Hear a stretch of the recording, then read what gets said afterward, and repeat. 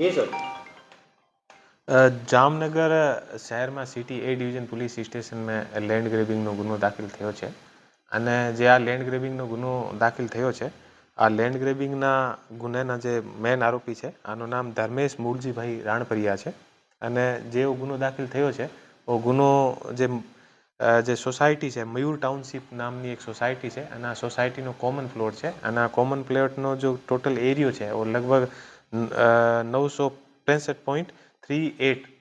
ચોરસ મીટરના આસપાસ આનો એરિયો છે અને આ જે એરિયો છે આને કોમન પ્લોટને પોતાના અંગત ઉપયોગ માટે આને અંદર સંડાસ બાથરૂમ અને આને અંદર ટીન શેડ બનાવીને ઊભો કરીને અને પોતાના અંગત ઉપયોગ માટે આને યુઝ કરે છે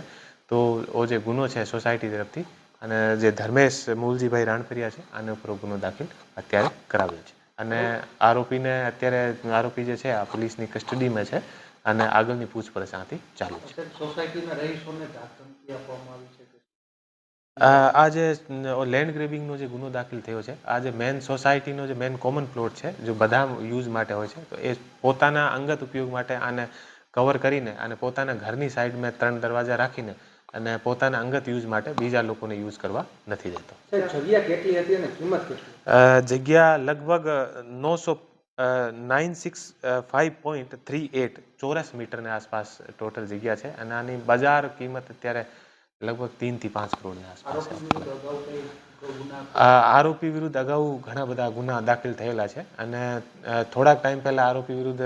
જે છે આ એક્સટોર્શનનો ગુનો પણ દાખલ થયો છે અને ગુજરાત જે નાણાં ધીરનાર જે અધિનિયમ છે આનો પણ ગુનો દાખલ થયો છે. અત્યારે આ આરોપીને અટક કરી લીધો છે અને આરોપીથી પૂછપરછ ચાલુ છે અને તપાસ દરમિયાન જે વસ્તુ સામે આવશે અમે મીડિયામાં આપીશું.